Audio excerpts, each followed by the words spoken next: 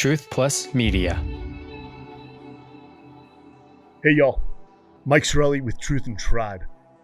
I'm excited about this episode because I'm bringing on a guy who I think more Americans should try to be like, to emulate his mindset, and most of all, his respect and kindness towards other people.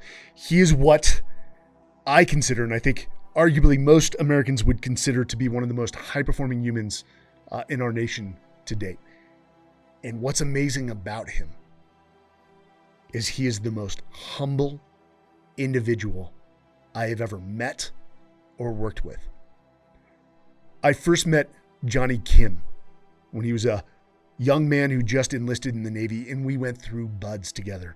And here's the funny thing. When I saw Jonny, who's not the biggest guy, a first-generation Korean American from LA, I sort of made a snap judgment because he's unassuming.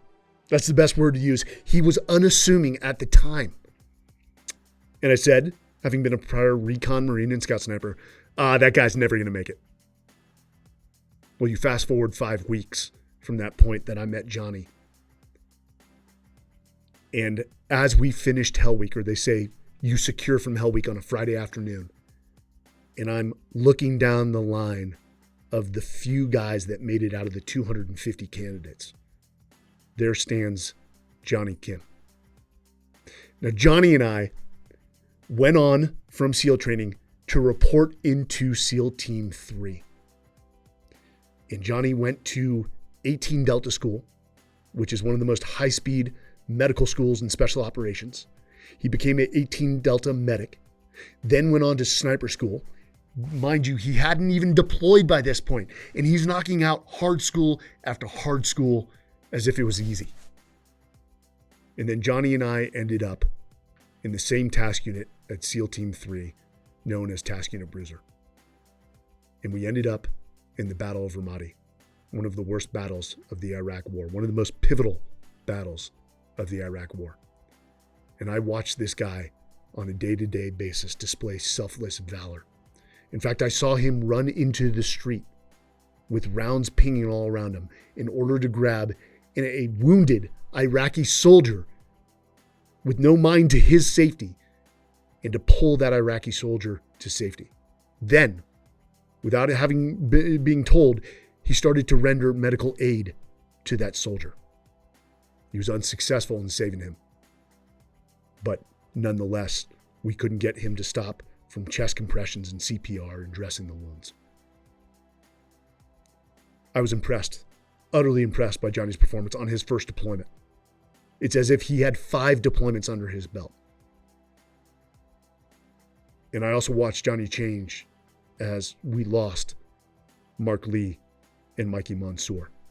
And I saw the impact it had on him. Jonny and I went on to deploy again together to Sadr City, the Battle of Sadr City in 2008. And again, he performed with his performance was exemplary, to put it lightly. And then Jonny was selected to go become a Navy doctor. And he finished the University of San Diego with a 3.98 in mathematics, went on to become a Harvard-educated doctor, and then was one of 12 people out of 18,000 applicants accepted for the NASA Astronaut program. So by the age of 34, Jonny Kim, a first-generation American, was a Silver Star recipient, a Navy SEAL, a Harvard-educated doctor, and now a NASA astronaut. But what's most remarkable about Jonny is it has not changed his demeanor.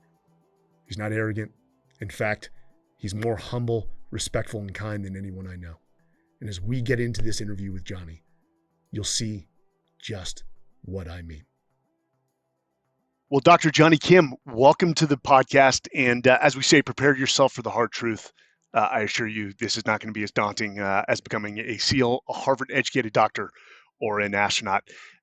Think of it as an icebreaker for you and the listeners. All right, so just give us the most authentic, natural answer as it comes to you. What book are you currently reading? Any takeaways from that book? I am listening to the audiobook Can't Hurt Me. And the reason why I'm smiling is that I actually never read or listen to SEAL books. And I'm just doing this because a friend gave it to me. But I'm currently listening to that. Well, we have something in common. I steer away from sealed books as well. I didn't even read my own book. What's your favorite podcast? I don't listen to podcasts. Good answer. Okay. What does your workout and diet Mostly just because of time. time? I hear you. What does your workout and diet program look like? Is that controlled by NASA? No, there's a lot of freedom. I used to be a little bit more strict. I was into CrossFit for a long period of time. I now just kind of stick with the regimented strength training program. I just, the main compound lifts, squats, deadlifts, presses, bench presses, and then do some cardio, whether it's running or sprint. So nothing too regimented there. And as far as diet, I think maybe I intermittently fast, but not because I do it for the maybe health benefits, just because it seems to be more convenient for my particular lifestyle at the moment. No, nothing crazy. Just a healthy amount of fats, proteins, meats, fruits, vegetables, standard stuff. Right on. Well, you look great. So whatever you're doing well. I sleep's a big one for me. I'm sure it's a big one for you. How much sleep do you get a night? So it's a perfect timing you ask that. I've been actually trying to be more intentional with my sleep. I would say for long periods of time, I was averaging 5 to 5.5. And maybe more recently, more 6 and 6.5. But I'm actually trying to get a good 7 hours of sleep moving forward. When you say intentional, what are the little things you're doing? I think most important for me is to be intentional about my bedtime. And for me, that is, just going to sleep early so that I have an early wake up time. And so my early wake up time is pretty fixed. I like to keep it that way. And so for me to get more sleep, then I just need to be more intentional about going to sleep earlier. I hear you. Good advice. What app do you utilize most on your cell phone? Arguably, it's got to be YouTube and Reddit, mostly because those two platforms, you can pretty much learn anything. I think the power of the internet, if you want to learn a new skill, learn about something that you just don't know about, you can go to those two platforms. That and Wikipedia. So you're always learning. You're always looking for content that adds value to your life. Absolutely. I mean, if you're not learning, it's like you're not really living. I think we should all posture ourselves to be lifelong learners for entirety until we die. Absolutely. Okay, what is your favorite song? What's that song you put on before the missions that when you were a SEAL? Danzig. It was Mother by Danzig.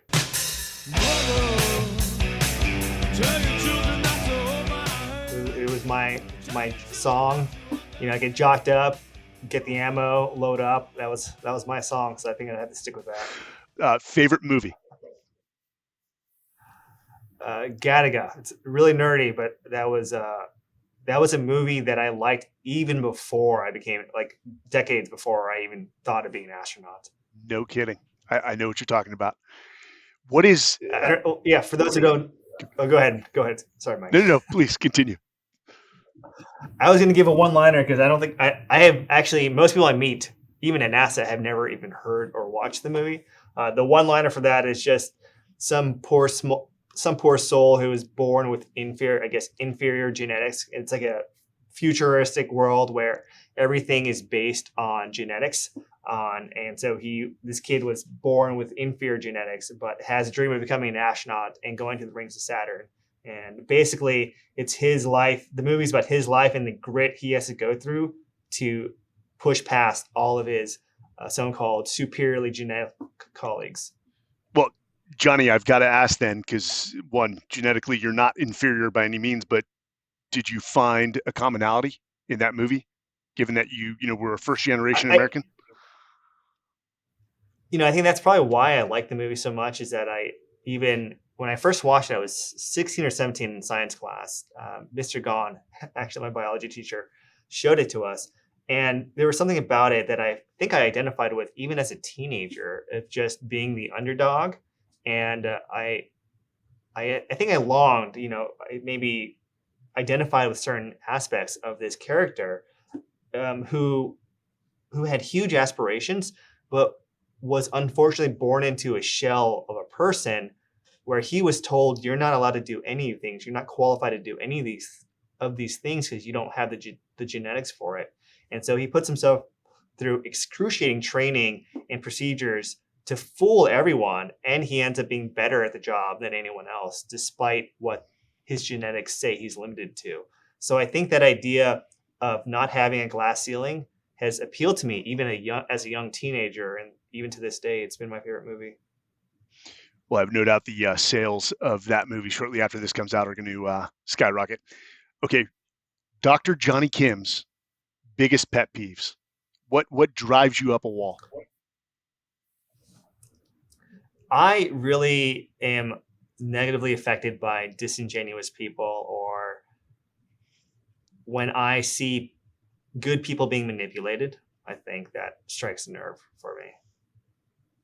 Jonny, that's interesting. I'm writing a book right now with a few other guys on culture and leadership, and we asked for the definition of leadership, and you'd be surprised how many people say leadership is to manipulate others to your will, which they probably intentionally are not meaning, but it's interesting how much that comes out. So I don't disagree with that. I think we could probably talk a little bit about this. So it may be semantics. If you getting a team to buy in with your goals, to invigorate, to inspire them, to make them find the strength within themselves to achieve something, I think it might be semantics to say, well, that's manipulation. That's the other side of the coin. I think the difference, and maybe I can clarify, is manipulation towards ill intent for self-gain. Manipulating others for self-gain is what I was thinking of, and didn't even think to clarify, because I think the word manipulation has a really negative connotation. But I think the way you described it, leadership in some ways is a form of that.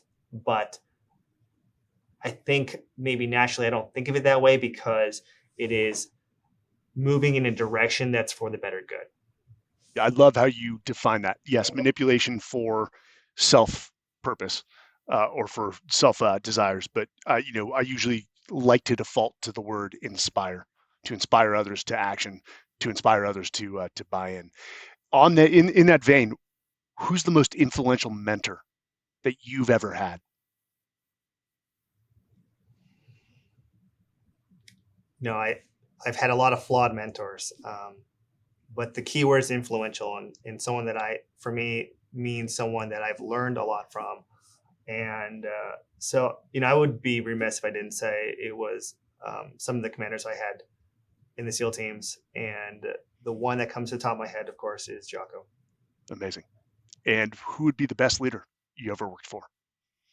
Could be the same answer.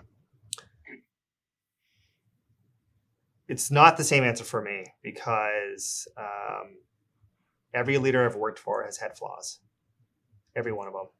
And I worked for you, Mike, and you have been extremely influential, and I've learned so much from you. But I think you'll be the first to agree with me that you are a flawed leader. I'm certainly a flawed person and a leader. Every single person I've worked for and have learned from has been flawed. And I've learned so much from each of them. So I don't have a best leader that I've worked for. Beautiful answer, and so true. What is your top bucket list item? And funny enough, the way this is phrased, this next part, it's the thing you must do before you leave this earth. And I'm not talking on a rocket ship. I'm talking leave the earth as in the biblical sense. I think just the way my brain is wired, I have never made a bucket list. And thinking about it, I don't have a bucket list. I am happy. I think maybe I don't have one because I think the idea of a bucket list suggests you're putting something off that's really, really important for you. But I feel like if there's something that important for you, why aren't you grabbing it right now? And so for me, what I think about before I die is that I have moved the needle towards progress and have impacted as much as I've wanted to impact the lives of other people and the world in a positive way. And if I feel I haven't done all I can for that, then I will be dissatisfied before I leave this earth. That's what I think about. But I don't think I have a bucket list in the natural way people think about it. It's like, I got to visit all, climb all the major mountains and things like. I don't think I have something like that. Jonny, that is an amazing answer. And I think it's a reflection that you live in the now and you don't wait to seize what brings you happiness or what will impact others around you. Here's the final question, Jonny. If you could go back and talk to your 20-year-old self for 1 minute, what would you tell yourself? That's not a lot of time. So I would say that confidence and humility are some of the most important traits to maximize your ability to learn from other people. And that includes successes and mistakes that other people make. And also telling that 20-year-old Jonny, because that 20-year-old Jonny had a very narrow definition of what leadership was and what strength was. And it was mostly what was glorified and applauded in the SEAL teams. And that is a very good set of skills in leadership in that context. I would tell that 20-year-old self that true leadership and has an expanded tool set that is much wider than that 20-year-old Jonny may think, which at the time was mostly, I think, physical strength and mental strength and leading in a combat type of context. It's sometimes it just takes time. And part of that process is failure is the foundation of all success. So I love that answer. And actually, Jonny, you hit on it. You talked about confidence, and you are officially off the hot seat. That's the hard truth. I think the listeners have a better idea of who Dr. Jonny Kim is, besides the countless articles that come out on you. I want to move to confidence, which actually I'm going to approach from the direction of self-doubt. Now, I read something in the Harvard Gazette, and it was a great interview with you. And I think that you said you shared that you had self-doubt in your younger years. And I think this is something that all high performers possess to some degree, even those that have accomplished so much as yourself. But in high school, you said you did not see in yourself the qualities you admired in others. The courage of the astronauts whose posters were on your wall, the quiet professionalism and the awe-defying determination of the special forces. Would you say that you had a healthy dose of self-doubt in your younger years? No, I think I had an unhealthy dose of self-doubt. I think it served me well. I think it served me from ever becoming arrogant and feeling like I was always on thin ice of becoming unworthy to being among my teammates. So when I, as an adolescent, I really had no confidence. I was scared of social situations. I was scared to talk to people. I was scared of confrontation, any kind of confrontation. I would always react and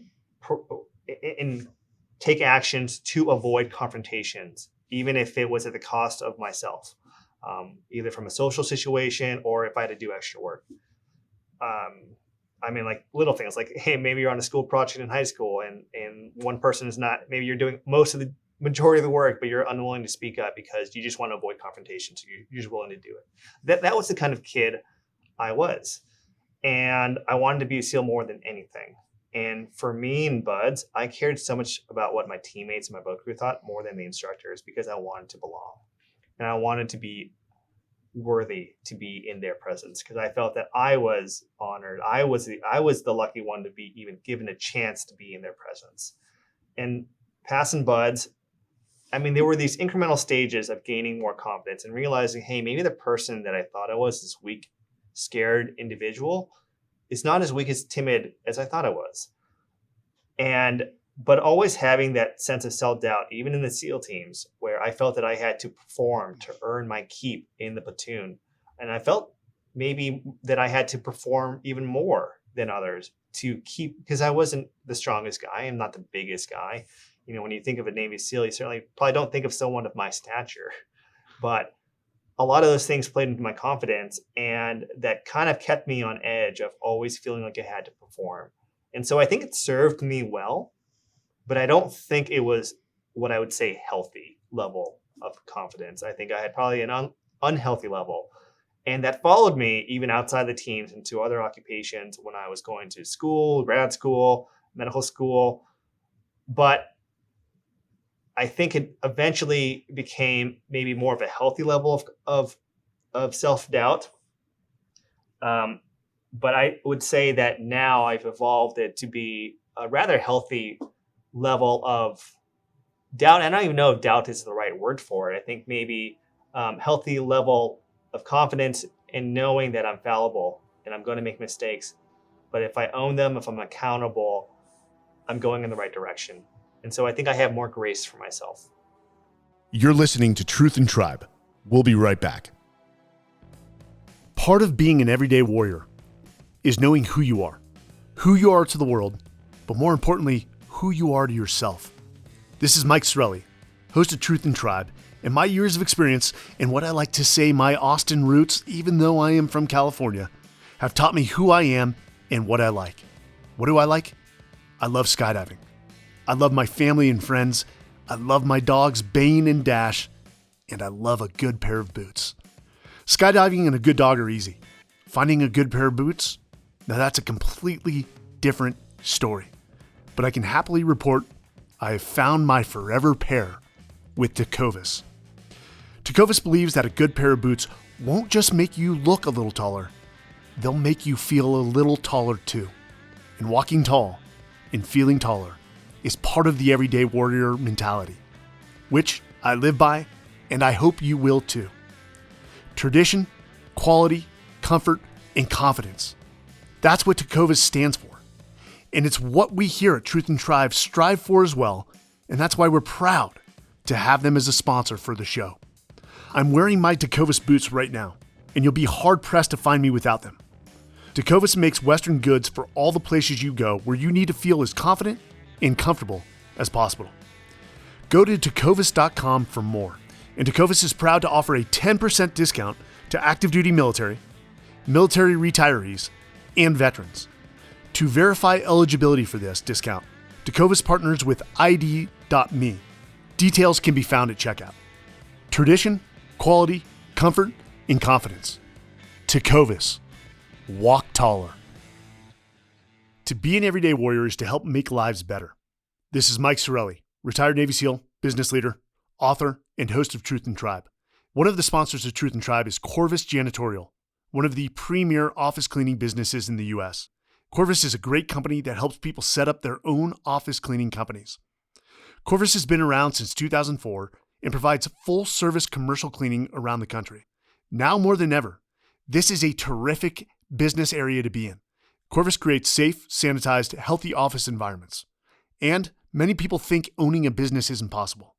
But that's not the case with Corvus. They partner with franchisees, support training, and make people's lives better through the opportunity to create your own team and your own business. And being your own boss creates a sense of purpose and joy you can't achieve elsewhere. So go to corvusjanitorial.com to learn more about how to start your own franchise today.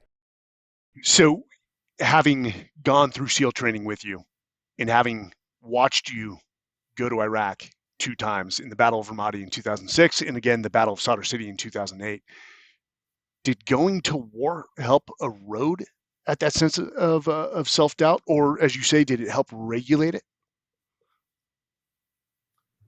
It certainly, I think it helped. That's a really good question. I don't think I've ever thought of it like that. What helped was certainly in 2006 in the combat. I mean, we had contact, we engaged almost every single mission we went out on, and realizing, you don't really, when you're in a bubble, and when I say in a bubble is because everyone in that platoon in the task unit we were all very aggressive warriors. We seeked the challenge. We were high performers. I think you kind of assume everything is like that and everyone is like that. So the experiences we had weren't realized at the time that, these were maybe outside the norm experiences for what regular deployment is, or what a regular level of combat is, or stress is. And you're going through and you're doing the best you can. And maybe at some point realizing, hey, most people don't have these types of experiences, and we're extremely resilient people. And I think that kind of self-discovery and is really important, and I think can really inspire yourself, inspire other people. I mean, that those combat tours were certainly roads of self-discovery about my weaknesses, my what I'm fallible to, but also that humans are extremely resilient individuals when faced with a challenge.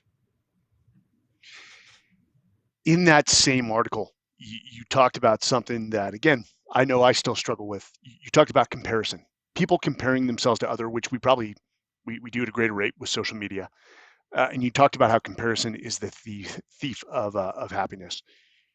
How do you handle that? Do you still compare yourselves to others, or have you fully accepted that you're on your own path? And what advice would you have for people that are struggling with that very notion? So when I certainly agree with that statement, and it's not my. I don't remember where I first heard comparisons to the thief of happiness, but I heard it's one of those statements where you hear like, oh, that is completely on point. And I agree with you. In the world we live in with social media, I think it's a tool for good, but in a lot of ways can be a tool for comparing yourself with the successes of other people. And I think that is not a good, healthy way mentally. And it's also not accurate or genuine. We talked about being genuine. I mean, people are fallible. That's what I love about working in an organization like NASA, working with great teammates and high performers, is that we recognize that we fail all the time and we embrace those failures. To answer your question, I don't compare myself with other people in that respect. But what I do like to, I don't know if compare is the right word, but certainly there are things that we can work on, our own quality traits. And maybe it's technical skills, but I'm not even talking technical skills. I'm talking maybe more interpersonal skills or soft skills or leadership skills. But there are other people who are better at certain things than we are.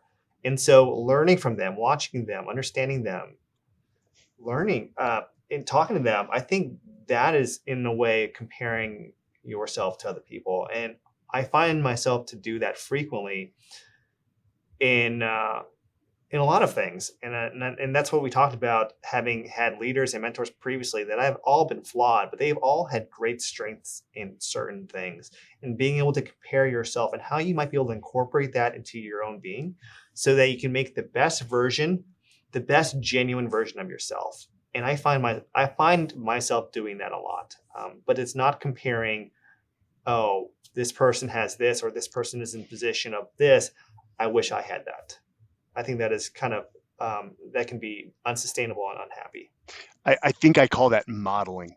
There's a lot of people such as yourself that I admire, and again, I look at your strengths and I try to model myself or emulate, uh, your strengths in order to increase whatever attributes or soft skills that I'm trying to improve. But I completely agree with you.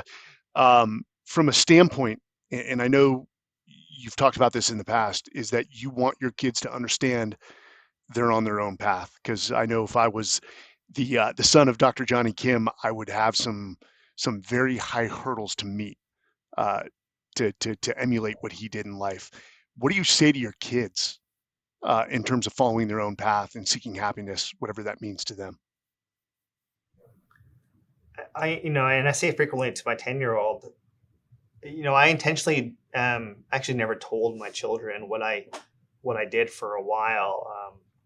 My oldest son, eventually found out I was a SEAL, and I think my heart was in the right place and why I didn't want him to know, because I didn't want to have any aspect of that life glorified.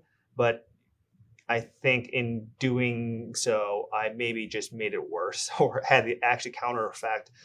And the reason being is I saw a book he had checked out as a third grader, and it was about Navy SEALs. It was like a third grade book level about Navy SEALs, and it was endearing to me, but at the same time, not at all what I wanted. And because it's important for me that we all make our own mark in this world, And we all make that mark in the way we want to. And there's no tried and true path on how to do that. And I think I might be affected because my own father was very strict on what he thought success meant. He had a very clear definition of it, and it was not consistent with what I wanted. And that led to a lot of internal conflict, internal and external conflict. And I didn't want that same burden to be on my own children, because I don't think that anyone should ever have to live in anyone's shadow. And the very fact that we have to entertain that we're somehow measured against our parents or measured against other people is just it's not a right way of thinking. And so what I tell my children is that my only request is that they are passionate and put their all into whatever they want to do.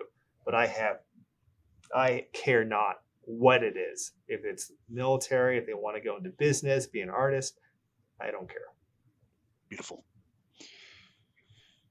Jonny, you've talked about how the SEALs have been an integral part of your life. Do you consider your time in the Navy SEALs some of your most, let's call it, formative years in your adult life? Absolutely. It is easily the most formative years of my life by an order of magnitude. I probably go into, why I think about this is that I feel that the person I am today is because of those formative years. And the question I deal with is, could I have become the person I am today with the perspectives I have and the tools I have without having to go through those life-changing, extreme, and also traumatic experiences? And I don't know the answer, but I think the answer is it's not possible in the time frame that I did it in.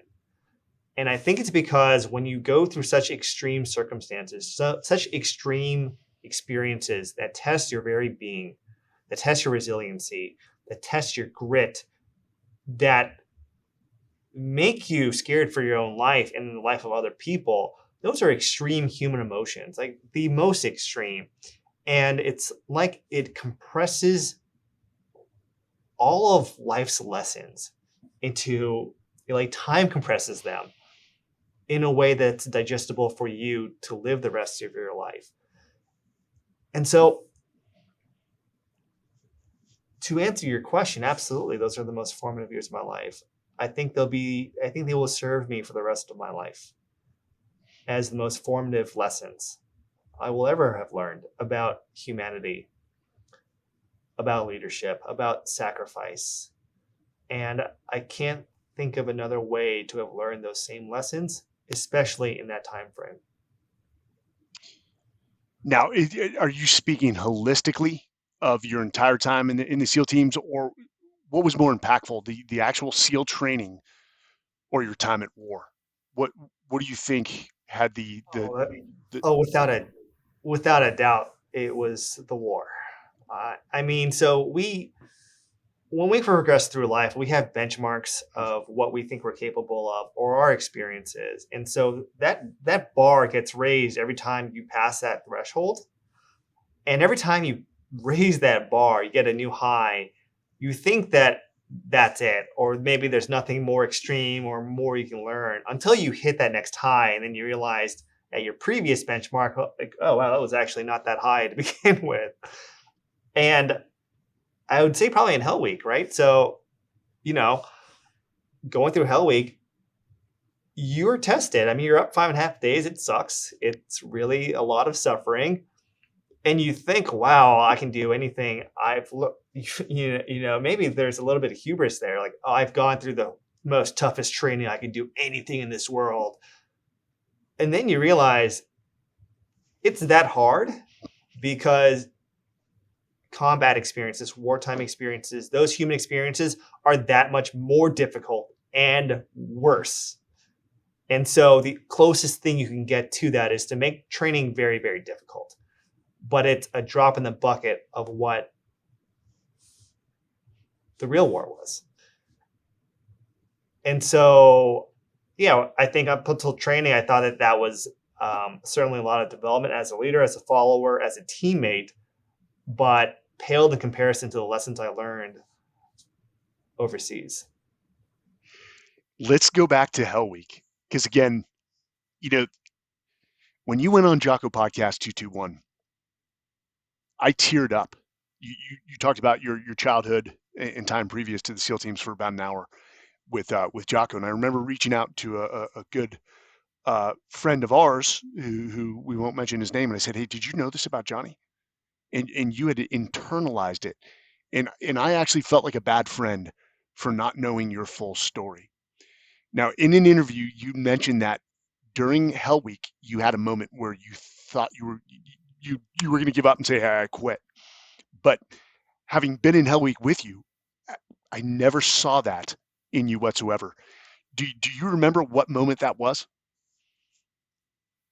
Yeah, I do. It means a lot to me to hear you say those things too, Mike. I will answer your question, but you may not remember this. My first memory of you was administering the PRT. Do you remember? I don't know. You were one of the officers administering the PRT for, I don't know if but you had a clipboard and at least maybe I don't think you were administering it, but you had the results of it. And I had to crush the swim and you were like, like Jonny, like F yeah. And I was like, that was the biggest boost for me because I knew your story. I knew you were a sergeant in Recon Marines. You were one of the most respected officers. You and Nick Norris were up there. And so it meant a lot to me. I remember that. And so I just remember looking up to you at such a young age. And I was really young when I went to young and impressionable, showing up to Buds. And so I remember Mike Sarraille, a lot of good and fun memories.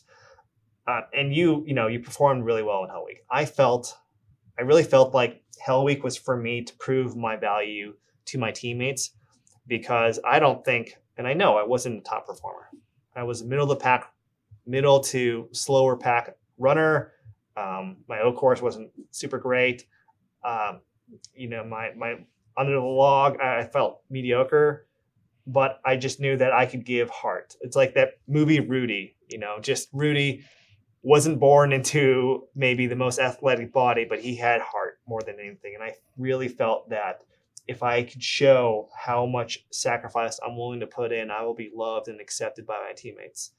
And I was. I have a really fond memory of Nick Check. And I think it's okay that I say his name because he's no longer with us. And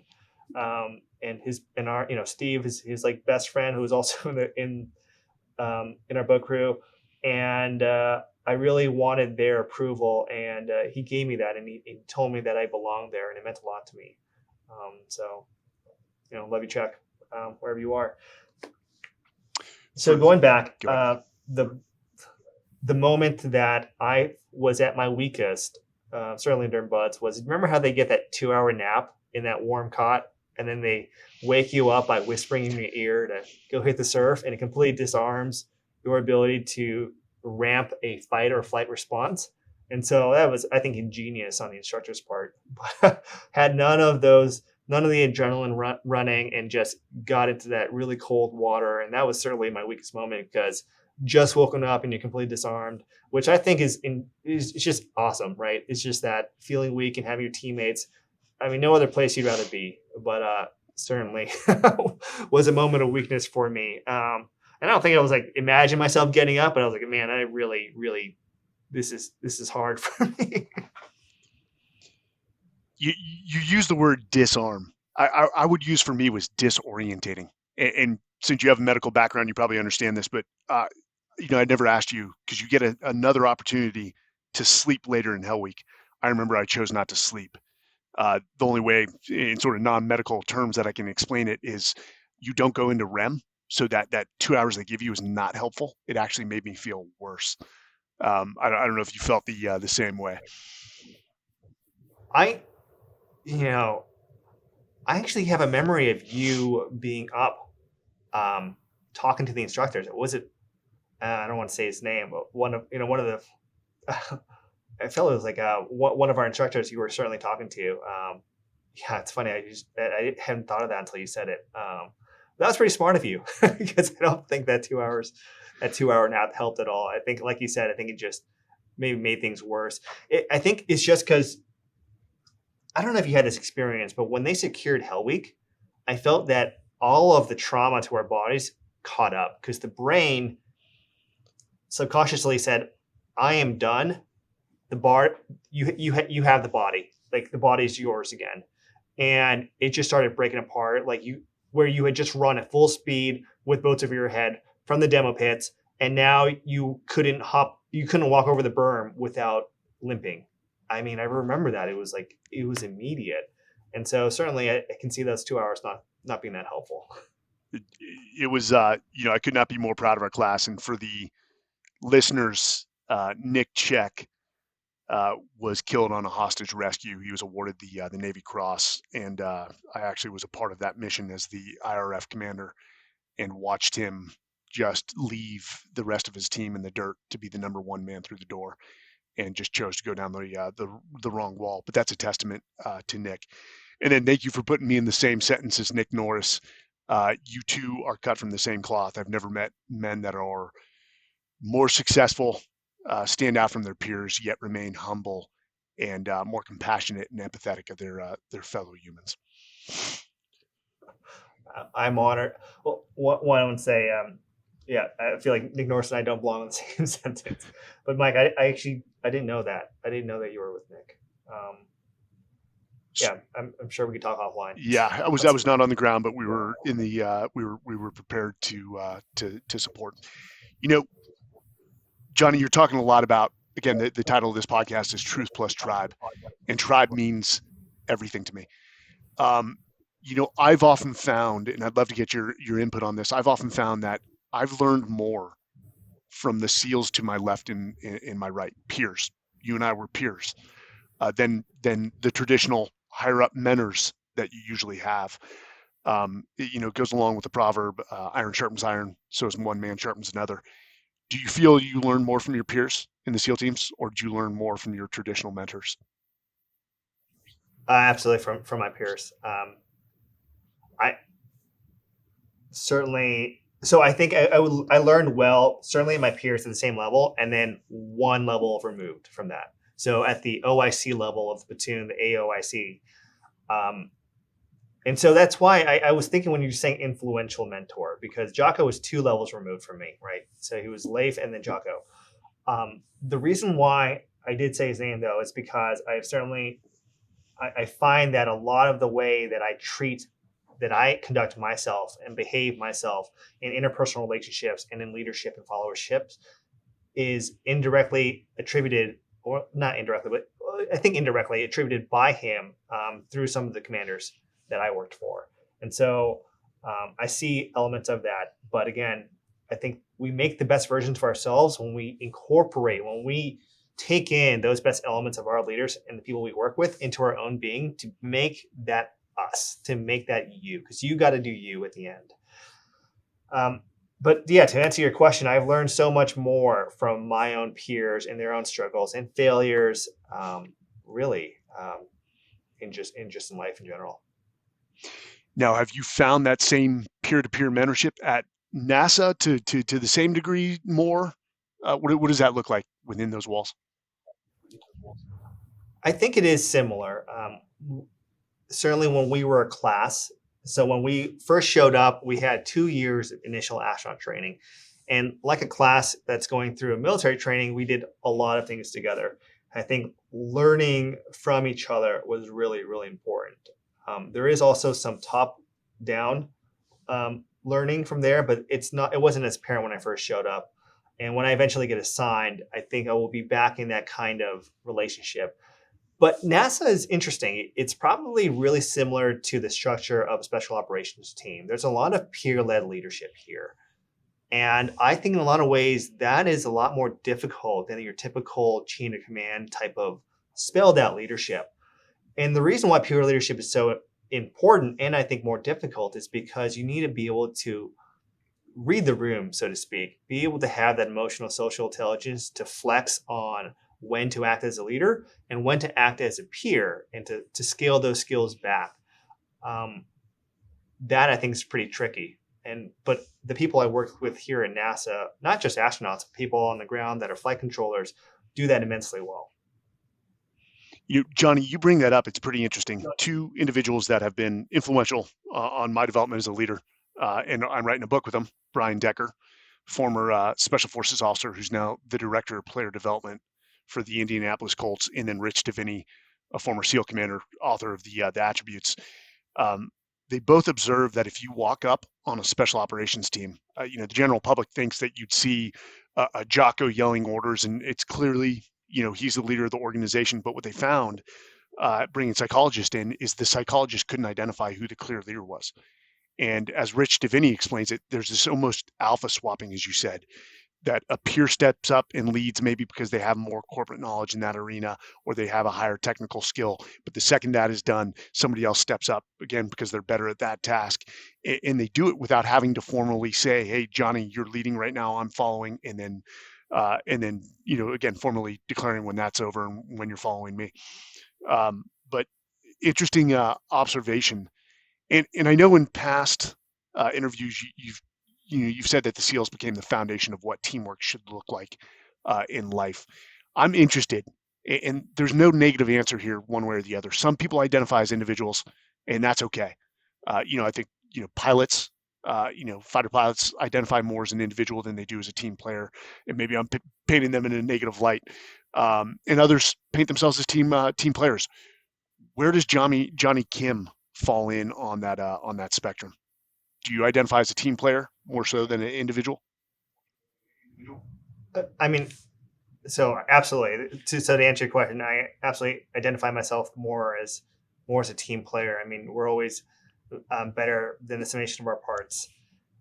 But it's an interesting question. I think you can have elements of both. You can own both. And I'm just kind of forming my thoughts here and listening to that. I was kind of internally smelling when you made that comment about fighter, because I have a lot of friends that are fighter pilots now, and they're some of the best teammates I've had. But what they do own is individual skills and technical skills, and knowing where they fall in the lineup. Because I mean, let's just stick with that example. Fighter pilots don't go on a mission by themselves, unless you're like maybe a big bomber. They're going out as part of a squadron. They have people on the wings, tails. They are a unit together. And so I think we need to be comfortable. We need to be secure with ourselves to act as individual units, but we need to be able to cohese, to integrate with the team. And that example you gave of the special operations unit, when they studied it from a psychological perspective, they couldn't tell who was the leader. That strikes me as really interesting. It's interesting because when you think about that kind of unit, you think of a lot of type A, alpha-centric operators. And you have to realize that for someone to be able to step into a role of leadership like that, or to peel back as more of a follower, it's very dynamic, and you need secure operators, individuals who are secure with where they are. No ego, no narcissism, and they are okay being a cog in the larger machine. And I think that's good. You need to own that you can be a cog. You can be an individual, but recognize at the end of the day, for the mission, for the betterment of the mission, of the team, of humanity, that you are a cog in a greater machine. So the answer is absolutely to identify myself as more of a teammate, but I think you could have elements of both. You've just shaped my perception on that, and that's the beauty of these podcasts. Is as a leader, I'm always evolving, I'm always learning. Thank you for teaching me something there, honestly. Johnny, I do want to talk quickly about the Battle of Ramadi and the Battle of Sadr City, and how that impacted you as a human, both good and bad, because we saw some inspirational things. And then I think we saw the worst in man as well, usually from the other side. Let me start this with an observation for the listeners. Having known you and being there with you both times, in Ramadi, I watched you within the span of, 15, 30 minutes, run into the line of fire to pull a wounded Iraqi soldier to safety. And then not only did you do that, which I'm sure, having rounds pinging all around you, your adrenaline was through the roof. You then transitioned to life-saving medicine or medical procedures to try and resuscitate that same soldier. And I remember watching, and I know that was unsuccessful, how personally you took that. And as I watched you evolve on the battlefield, namely Ramadi, I could not have been more awestruck and prideful of what you had become in such a short period of time. That was your first deployment, and I would have guessed you had 5 deployments under your belt. You performed exceptionally at war. Nobody will ever take that away from you. But I also saw a change in you following the death of Mark Lee and Ryan Job, and I don't mean that in a negative way. You still went on to war, another battle, the Battle of Sadr City, and you still performed exceptionally. But there's something I couldn't quite put my finger on. There was something that I could see in your eye, and quite frankly, you didn't smile as much. I know, again, that in an interview you said you felt helpless to do more for Ryan Job when he was shot in the face, and that eventually drove you to take your medical training, your medical profession further. Could you talk to me about the impacts of both Mark and Ryan's death on your life, and how that potentially propelled you to become a doctor and then on to an astronaut? Yeah. We could honestly probably talk about this all for many hours. Yeah, I think you know that. But to distill it in a way that I can express what that meant to me. I mean, I don't want to take away from a lot of the sacrifices and suffering that people are going through even now with current events around the world, with on our daily lives. People are suffering. People have had a lot of losses from the pandemic, from even astronaut missions. There have been astronaut missions. There have been significant losses. There are losses and sacrifices, loved ones everywhere. So, the losses I've suffered are no more important than anyone else's. I think it's important to just say that, because I know I feel maybe a little bit guilty to talk about these, like maybe giving the impression that the only select few you had to have been in combat to have understand loss, which is not at all true. But you are right; those losses were significant for me. They were pretty formative. I was quite young in my adult life when those happened, and both people were brothers that I loved dearly, and in a lot of ways, I feel like I failed them. It's not something that I talk about a lot, and in a lot of ways, it felt that a hole was created from those losses. I don't think that's uncommon. I think a lot of veterans feel that when they have left behind comrades overseas, and sometimes I've heard the expression that a little piece of me died there on that mountain or on that battlefield, and so I can understand the metaphor. I think for me, it just made me recognize maybe a little bit of the randomness and the luck that we have to be alive, to be breathing, for a lot of other things. There are elements of luck. I don't really believe in luck as a tool to get you where you want to go. With success, I think if your strategy relies on luck, then it's not a good strategy. But there is a lot of luck in the experiences we've had. So I feel that a lot of luck or chance has come across my way, even as an adolescent, certainly as a SEAL. I've only had 2 platoons. So there's a funny name for those of us who have only 2 platoons, but that's, in the grand scheme of things, is quite an experienced SEAL. But I feel very fortunate that in that short amount of time, I had a compressed experience of really extreme combat and the lessons that come with that. When Mark and Mike died, and subsequent many other of our mutual friends have since died, there is an imperative, or at least for me, a hunger that was always there, but maybe more refined by those losses. And I think for me, that aspiration, that hunger to want to do good. And I think it's an important ingredient that is required for all success, whether it's medicine or politics or business or military leadership, is that level of aspiration and hunger. But it's hard to talk about it because I think that is a close border, walks the line of ego and narcissism, which are poisons in any community.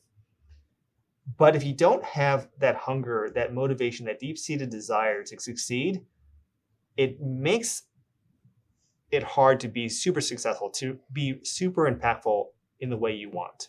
And I think you can look in history that there have been a lot of people throughout human history that have had large impacts because they were extremely hungry people. And of course, were motivated, were talented or had the resources as well. But that aspiration piece is an important ingredient. And so when Mark and Mike died, I felt that their losses helped refine some of the hunger that was always there, but maybe in a way where I wanted to do maximal good in the time I have left on this earth. And believe it or not, I didn't know what that looked like. And at the time, it made sense because I was a combat medic and I had a lot of experiences with medicine. But that was an outlet to achieve the umbrella of what I wanted to do, was impact and make this world a better place. And so naturally, that led to medicine at the time. But it wasn't restricted to medicine. And so when I didn't go into medicine because I felt that it was the thing that I loved the most, or it was from a technical ability is what gave me the most pleasure. I found it as a tool to achieve ultimately what I wanted to do. And that's what led me to medicine. And doing that, I had never thought of becoming an astronaut or going to NASA. But the idea was planted. And only then when I realized that, hey, pursuing a career with NASA as an astronaut and having that ability to impact a lot of people, the planet, space exploration, and just the next generation in general, that was completely consistent with what I wanted to do, what I felt that I was shaped to do after Mikey and Mark died. And so I think probably that was a really long answer, but probably the most distilled way I could explain how my experiences with those two brothers I lost have shaped my life. That is, I think, and you said it, and you said it beautifully, is that your loss is no greater than anyone else's, even if they lost a parent in a hospital bed due to cancer. But I think everyone struggles to try to find meaning in their loss. But I love how you just said it should fuel your hunger, your inspiration to impact others around you. And I know, again, given current events, we're all looking back wondering if we made a difference with our time served over there. But again, as you said, that's a much longer conversation for behind closed doors and another day. Well, Jonny, I know we're coming to a winding halt here, but I've got two more questions for you because I'm so intrigued by this one. Again, NASA, man, you are an astronaut. Millions upon millions of little kids are saying when they grow up, I want to be an astronaut. And you've achieved what so few have.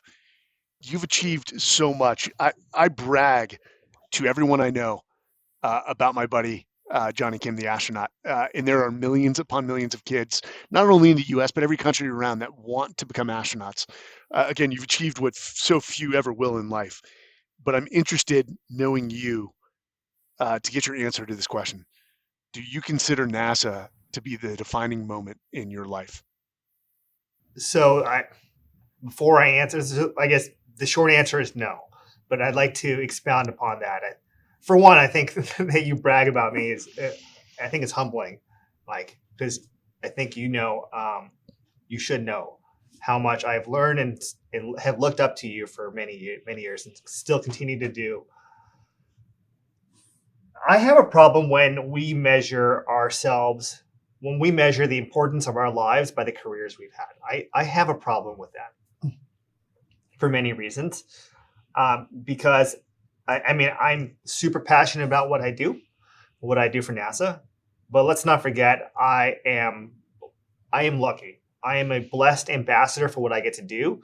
There are thousands of other people who are just as good and just as deserving to have the opportunities I have. And it's like that for a lot of other people in the world. And I think recognizing that humbles us.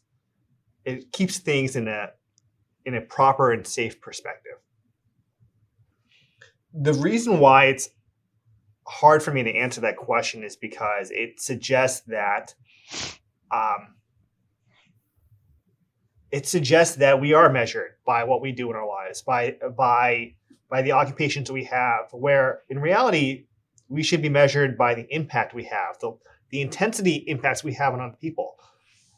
And I know scale is so easy to focus on, and it's certainly something that I have focused on. I mean, if you look at it, my transition to medicine to here in large part was because I felt that the scale at which I could do good was on a larger basis and have an opportunity I otherwise wouldn't have, a platform I otherwise wouldn't have, in addition to space exploration and serving the greater cause of improving our planet. But, I made a promise to myself, and certainly after Mark and Mikey and others have passed away, that I will spend the rest of my life doing everything I humanly can to do good, to make tomorrow better than today, to make the world a better place. I know it's a super cliche thing to say, but it is absolutely true. And so I know I'd like to spend as long as I can here at NASA, and I plan to as professional astronaut and push that needle forward for space exploration. But I certainly hope that I am not measured by any job I've ever had now, in the past, or in the future, because I know I'm not done. And I know that the more important thing is the impacts we leave on people, on our friends, on our family, and that they are then inspired to be a better human being to the next person. I think that's what we should be measured by, and we just don't do it enough. The wise man once said that the greatest currency in life is not money, it's impact.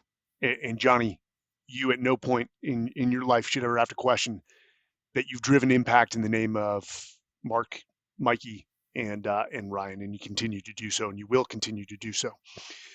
And that's a great transition to our last question here. This Truth Plus Tribe was sort of formed off the Everyday Warrior concept, which I write about in the Men's Journal. And these are just everyday warriors, such as myself and yourself, just trying to make the most impact in life. What are the core tenets, or what advice, the core tenets by which you've lived your life, or what advice do you have for that mother of two that's just grinding, whose small victories are getting her children to school, getting to work, and then picking them up? How do people find purpose? And how do they find fulfillment and happiness? And I know that is a tough question. It's a tough question. It's a really good question. It's like the $1 million question, right? I feel like if as adolescents we can know the answer to this, then we can spend the next 60 to 80, maybe 80 years of our life working towards that. But almost like the hardest thing of life is figuring out what we want to do or what impact we want to have. But I think the important ingredient in achieving that answer, one, I think the only person that can answer that question is you. I don't think anyone can answer that question. Not your parents, not your friends, not society, not what you think society wants from you or your parents want from you, just you. And I think what you need is honesty. Is just to be honest with yourself on your desires, your fears, your apprehensions, what you want in this life. This life is short, and we don't have any time to flounder or not march towards what we want to do in life. So whether that's, it doesn't really matter if it's pottery, if it's business, it's medicine, military, it doesn't matter what it is. But you just got to be honest with what yourself and what you want. And I think that's probably the best way to find how you get to a purpose-driven life. And I don't think the answer should really ever be clear. I don't think it's clear with me. And I'm okay with that. As another wise man said, life is a mystery to be lived, not a puzzle to be solved. Jonny, great answer. Well, for all those listening, I will say this, and I've not said this about any of my other guests. I probably won't, even though they're all exceptional, great people that are close to me, and I love them all. I love this man for what he stands for, and I'm telling you, you will never meet a more compassionate, empathetic, amazing human being like Jonny Kim. Jonny, you are and not to get grandiose here, you are an inspiration, a bar for which we should all live our lives, not in terms of the accomplishments you've had, but how you treat and respect other people. And it's been humbling to have you on. Jonny, where can people follow you best on social media? I can't answer that question without saying this first. I don't think I deserve those words, and I love you too, Mike.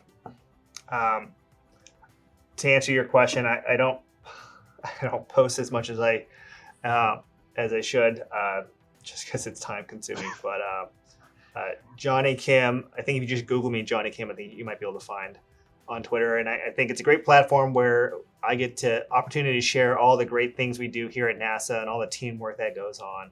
I could probably be a little bit better about that. Hey, well, Jonny, we'll follow what we can. We'll put that out for our listeners. I know I follow you on Instagram. When you do post or your team posts for you, they are interesting to watch as you're about to go into the water tank. So, Jonny, we wish you the best. Keep representing our nation like you do. And again, to the listeners, thank you for joining us. This has been another episode of Truth and Tribe. Thank you. Thanks for listening to Truth and Tribe. For more information about the episode and others, visit truthplusmedia.com. You can check this episode out on Spotify, Apple, or wherever you get your media. Be sure to check out the companion articles for these episodes at Men's Journal. It'll be under the Everyday Warrior series. And to all my everyday warriors out there, take it one step at a time.